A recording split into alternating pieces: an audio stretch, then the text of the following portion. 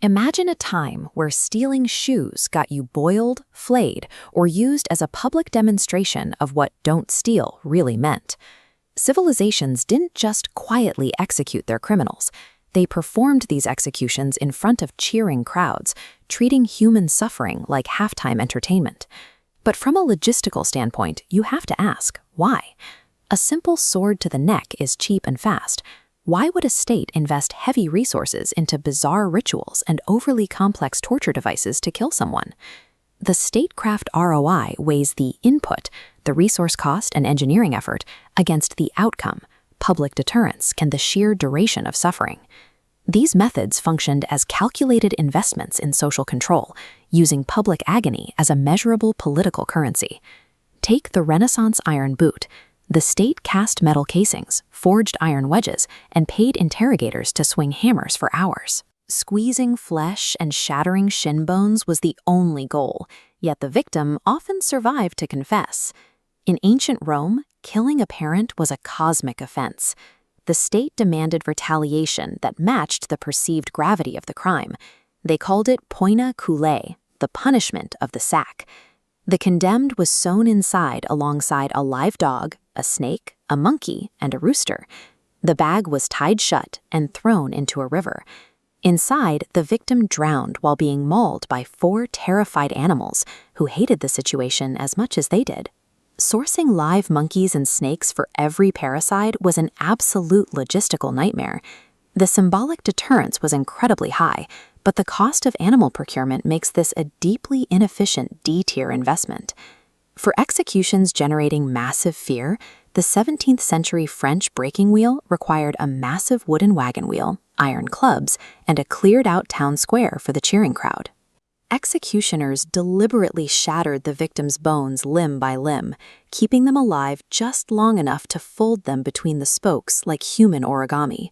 The body was then propped up on display, leaving the local birds to finish the job. Meanwhile, 10th century China under the Tang dynasty had a zero-tolerance policy for treason, requiring a very different kind of public theater. The method was Ling Chi, or death by 1,000 cuts. This required intense human capital, an executioner trained in superficial anatomy to make exact, non-fatal incisions.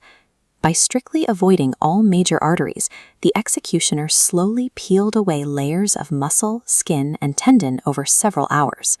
They saved the face for last, so the crowd could continuously recognize the conscious person. The Ottoman Empire favored gravity over blades.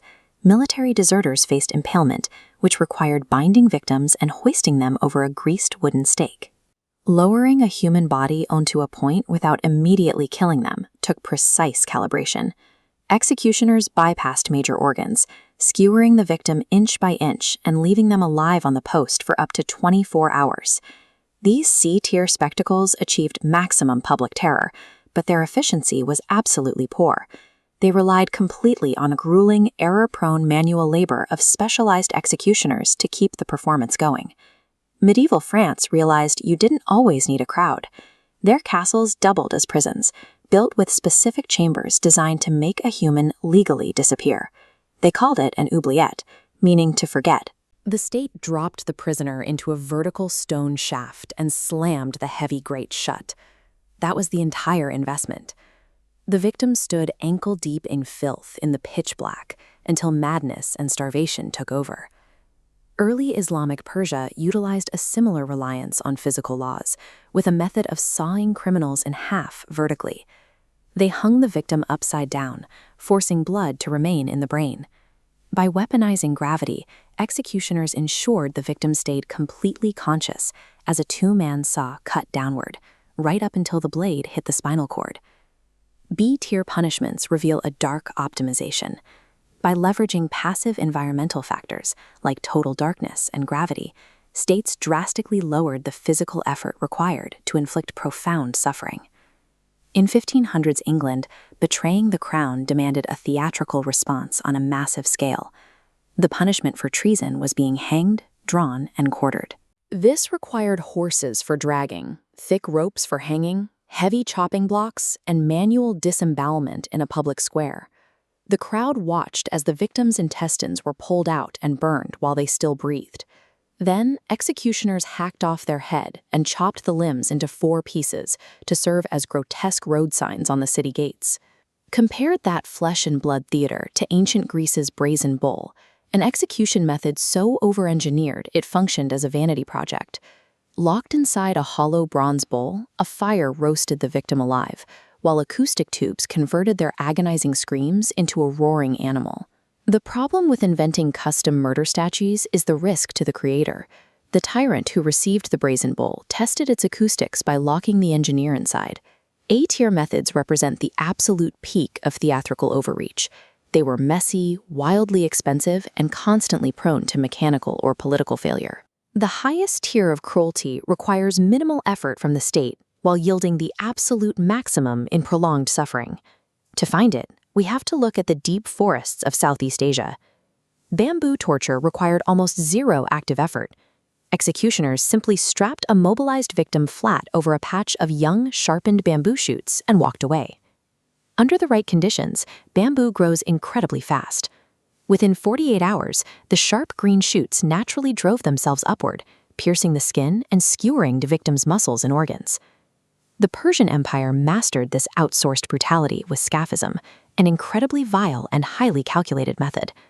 The required inputs were cheap and bizarre: a hollowed-out boat, a stagnant swamp, and guards force-feeding the victim massive quantities of milk and honey. The diet caused uncontrollable diarrhea. Left floating in the heat, coated in sweet bait and filth, the living body became an active breeding ground for maggots and swarming insects over the course of 17 days. If a state truly wanted to optimize the destruction of a human life, elaborate mechanical devices were a waste of money. The most terrifying return on investment came from locking someone in a boat, providing the bait, and letting nature do the heavy lifting. Humans are infinitely creative, usually in ways you'd rather they weren't. Subscribe for more uncomfortable history, and I promise not to flay you if you don't.